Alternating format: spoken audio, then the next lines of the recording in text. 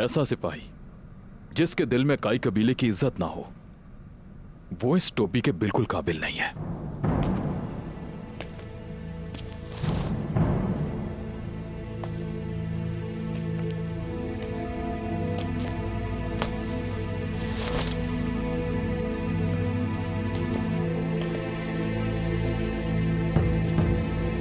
क्या फायदा उस तलवार का जो इज्जत और हया के लिए ना उठ सके। कोई जरूरत नहीं है इनकी।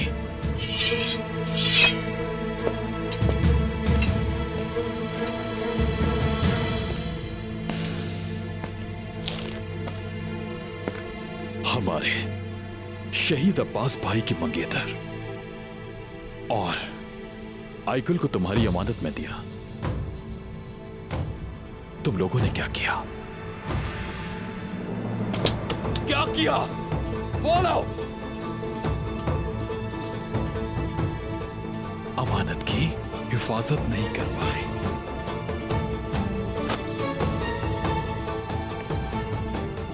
यहां तक कि मेरी बहन के अगवा का पता नहीं चल सका। काई कबीले का सिपाही हर वक्त शाहीन की तरह चौकन्ना रहता है।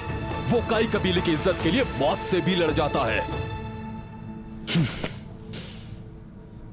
जो अमानत की हिफाजत ना कर सके, इज्जत की हिफाजत ना कर सके, वो खुद को सिपाही कहलाने के काबिल नहीं है।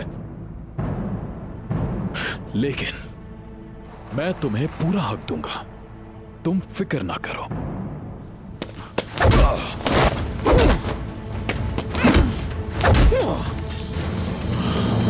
ठीक है ना दुंदार साहब, आप जान दे देते लेकिन उस्मान को वहां ना छोड़ते। क्यों छोड़ा उसे? शाहीन कैद में नहीं रह सकते, परवाज कर जाएंगे।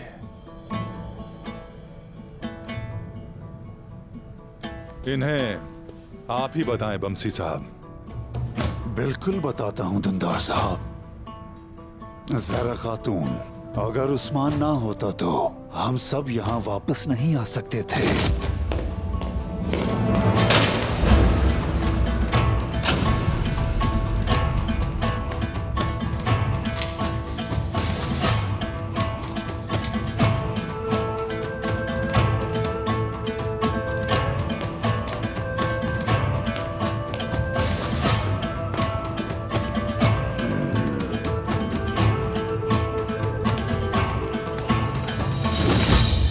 नहीं बताया मैंने, क्योंकि मंसूबा तैयार था।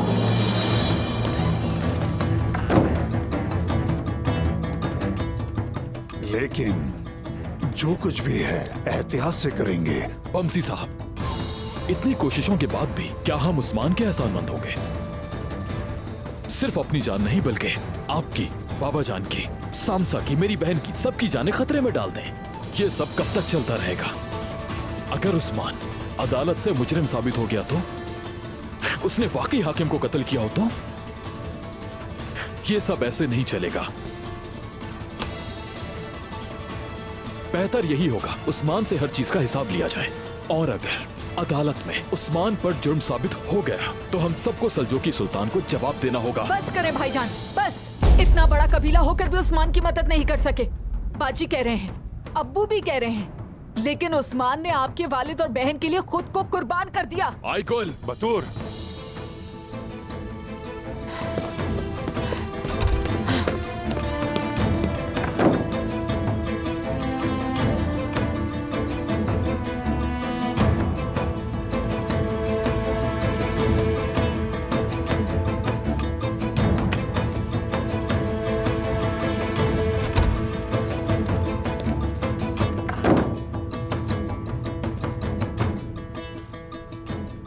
बतूर सही कह रहा है।